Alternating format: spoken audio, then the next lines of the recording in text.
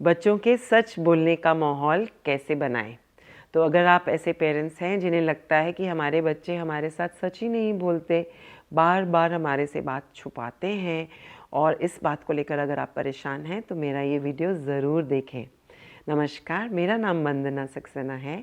मैं एक स्कूल की प्रिंसिपल, एक लीडरशिप ट्रेनर और उससे भी पहले एक बहुत इंस्पायर्ड टीचर हूँ। और इस वीडियो में जो मैं आपसे बात करूंगी वो मेरे 30 इयर्स एक्सपीरियंस जो एक एजुकेशन में रह चुके हैं वहाँ से बातें निकल कर आई हैं। तो हमने देखा है कि बच्चों के सच बोलने की आदत की शुरुआत बचपन में होती है। कैसे? अगर किसी दिन हमारे घर में, एक सरल सा एग्जाम्पल लेते हैं, अगर कोई ग्लास टूट गया और हमें पता ही नहीं लग रहा वो कैसे टूट गया और क्या हुआ, और हमारे घर में एक छोटा बच्चा है, तो हमने एज मदर्स ने अनाउंसमेंट कर दी कि मुझे ज़रूर सच बता दिया जाए, मैं कुछ नहीं कहूँगी किसने ये ग्लास तोड़ा, मुझे बता दिया जाए सच कि मैं कुछ नहीं कहूँगी किसने ये ग्लास तोड़ा। और अगर बाय चांस बच्चे ने माँ की बातों में आकर ये ओन अप कर दिया, बता दिया कि मैंने ये ग्लास तोड़ा, और वहाँ से रिएक्शन आया, देखा मैंने तो पहले ही कहा था कि ऐसे होने वाला है, मुझे पता था ये आज ग्लास तोड़ कर ही रहेगा, और आगे हमारी डांट का सिलसिला चलता गया आगे। तो बच्चे के झूठ बोलने की फाउंडेशन या नींव तो हमने वहीं पे रख दी, क्योंकि बच्चे हर पेरेंट्स से रिकग्निशन चाहते हैं, अप्रिसिएशन चाहते हैं। वो चाहते हैं कि हमारे पेरेंट्स हमें अपनी आंखों का तारा समझें। वो पेरेंट्स की डांट नहीं चाहते। तो वहाँ से बच्चे की आदत बन गई कि पेरेंट्स की डांट से बचने के लिए वो समझ गए कि झूठ बोलने में ही बच्चे की भलाई है, इसलिए वो अपनी दिल की बात पेरेंट्स पर के सामने कभी भी नहीं खोलेंगे। और फिर क्या हुआ, बचपन में तो बच्चे पेरेंट्स के साथ बहुत क्लोज होते हैं।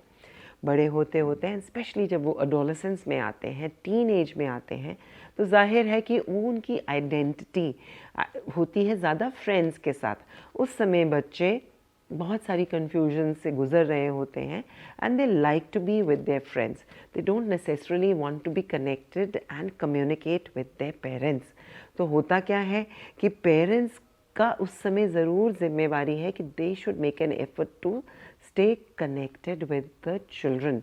नहीं तो क्या होगा कि for example while exploring friendships and relationships with the opposite sex, supposing the child gets involved and is infatuated, और उनकी कोई आपस में एक relationship भी बन गई, so first reaction of the child is कि they will try to avoid sharing that secret with the parent, because उनको इस समय देखा जाए तो पेरेंट की ज़रूरत ही नहीं महसूस हो रही होती।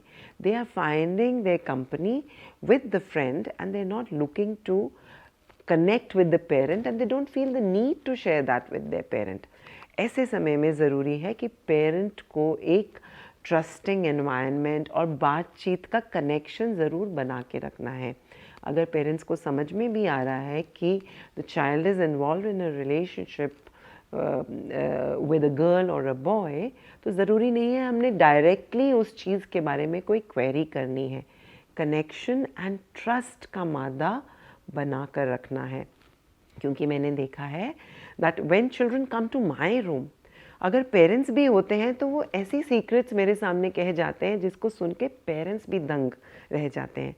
और मुझे क्या करना है, मैं नहीं सोचती कि मेरे स्कूल प्रिंसिपल का होना इसमें कुछ मीनिंग रखता है।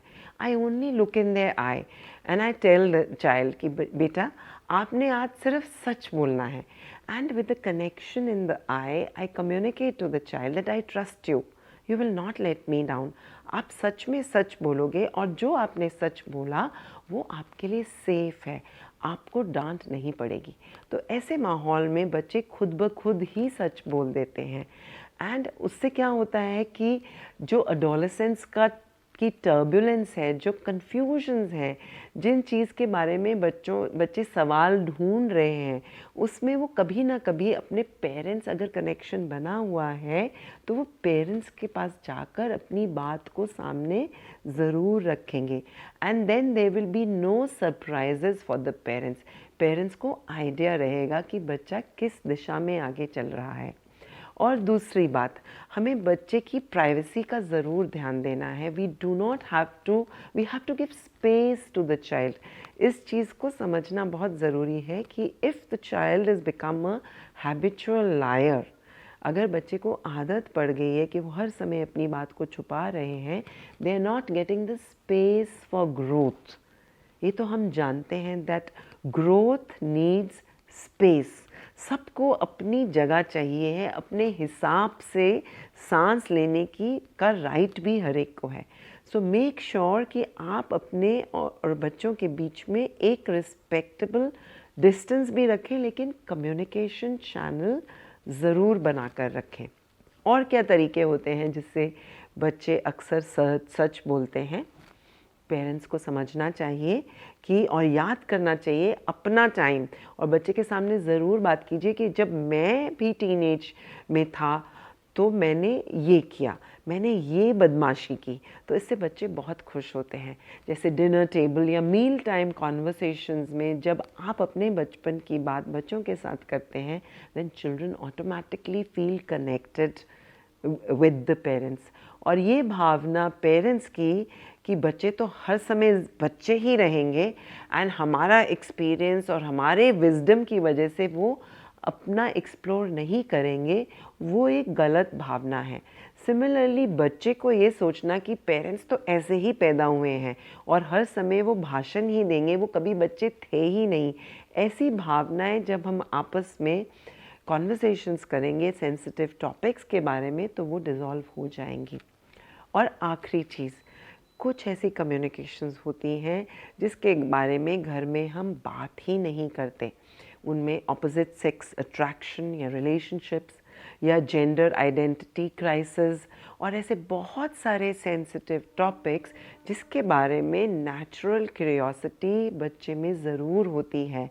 एज दे ग्रो अप उनको ये भी नहीं पता कि कभी कभी एक ऑपोजिट सेक्स अट्रैक्शन में जो इमोशनल टर्बुलेंस होती है उसमें भी उनको मदद चाहिए. तो बच्चों को ये भी नहीं पता कि उसमें भी उनको मदद मिल सकती है. तो इस तरह से अगर हम एक safe trusting environment and communication channel बना के रखेंगे अपने बच्चों के साथ, उनकी बात को ध्यान से सुनेंगे, अपना सब काम छोड़कर, बहुत सारी हमारी कम्युनिकेशन वर्बल नहीं नॉन वर्बल भी होती है. इससे एक ऐसा माहौल बन सकता है, मेरा ये मानना है कि ज़रूर बच्चे अपने पेरेंट्स में कन्फाइड करेंगे. इस जर्नी को स्टार्ट कीजिए and definitely pay attention to the fact that my child is a habitual liar. You can convert it into sharing and caring for each other and make the upbringing of the child more joyful, more trusting, safer and more comfortable experience.